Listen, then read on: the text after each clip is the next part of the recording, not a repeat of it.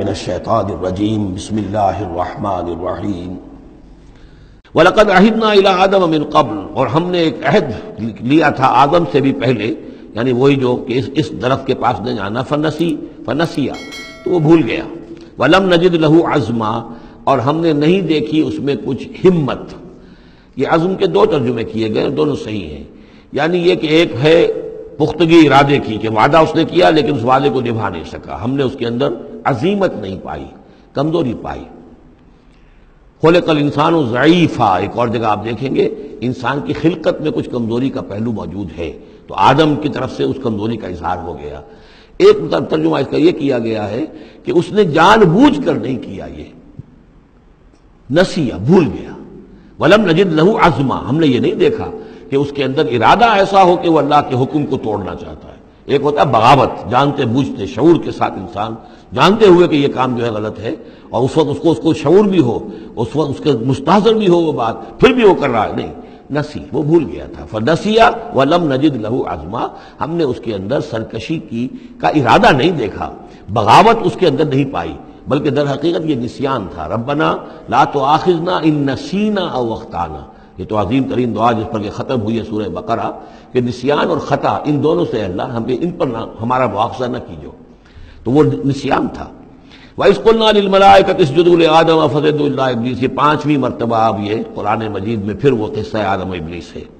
یاد کرو جب کہ ہم نے کہا تھا فرشتوں سے کہ سجدہ کرو آدم کو، تو ان سب نے سجدہ کیا مگر ابلیس نے نہیں کیا، ابا، اس نے انکار کیا۔ فَقُلْنَا يَا آدم، ہم نے کہا اے آدم ان ھذا عدو لک ولزوجک، یہ دشمن ہے تمہارا بھی اور تمہاری بیوی کا بھی، فلا یخرجنکما من الجنۃ فتشقى، تو دیکھو یہ تمہیں نکلوا باہر نہ کرے اس جنت سے کہ تم پھر تکلیف میں اور مشقت میں پڑ جاؤ گے۔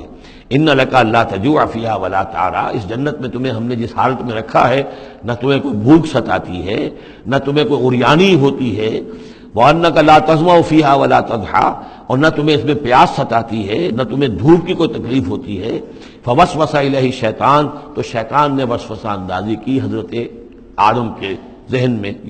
قال یا آدم، اور کہا هل ادلک علی شجرۃ الخلد وملک لا یبلی، کیا میں بتاؤں تمہیں وہ درخت کون سا ہے کہ جس سے تمہیں دوام حاصل ہو جائے گا، ہمیشہ ہمیشہ رہو گے۔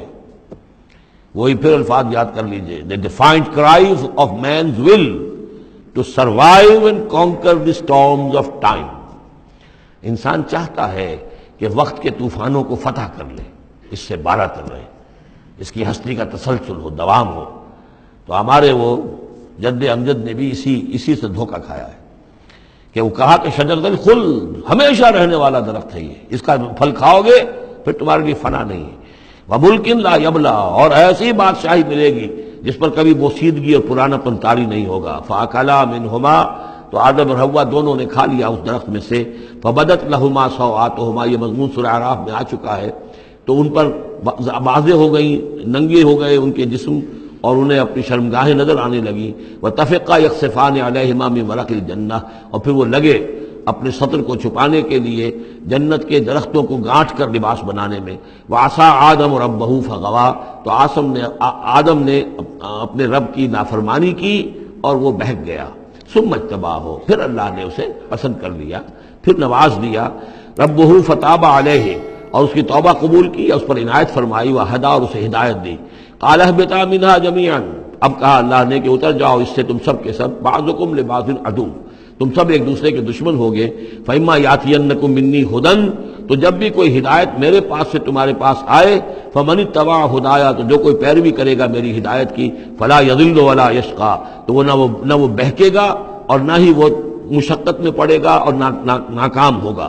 ومن اعرض عن ذکری، اور جو میری یاد سے منہ پھیرے گا، اعراض کرے گا، فإن له معیشۃ ضنکا، تو اس کے لیے ہوگی اس دنیا کے اندر زندگی بڑی تنگی والی، زندگی کے اندر اطمینان نہیں ہوگا، راحت نہیں ہوگی، تنگی۔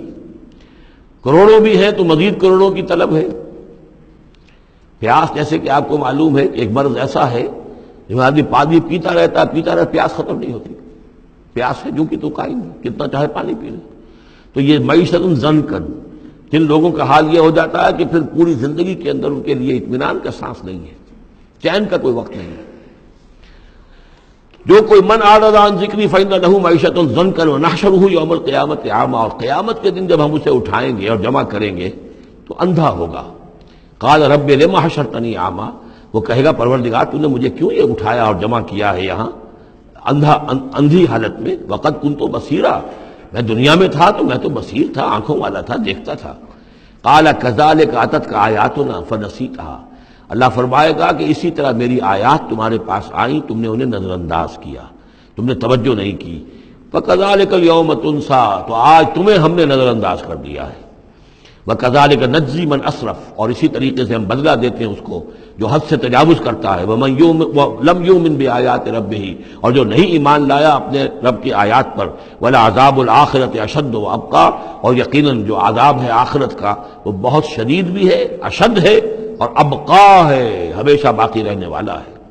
افلم یہد لہم کما اہلکنا قبلہم من القرون، تو کیا انہیں اس بات سے کوئی رہنمائی نہیں ملی کہ کتنی ہی قوموں کو ہم نے ہلاک کیا ان سے پہلے۔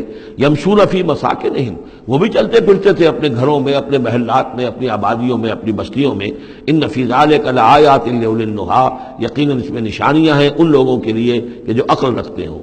ولولا کلمۃ سبقت من ربک لکان لزاما وأجل مسمى، اور اگر نہ ہوتا کوئی ایک بات آپ کے رب کی طرف سے جو پہلے سے طے ہو چکی ہے تو یہ کبھی کا ان کو چمٹ چکا ہوتا اور عذاب جو ہے ان پر آ چکا ہوتا۔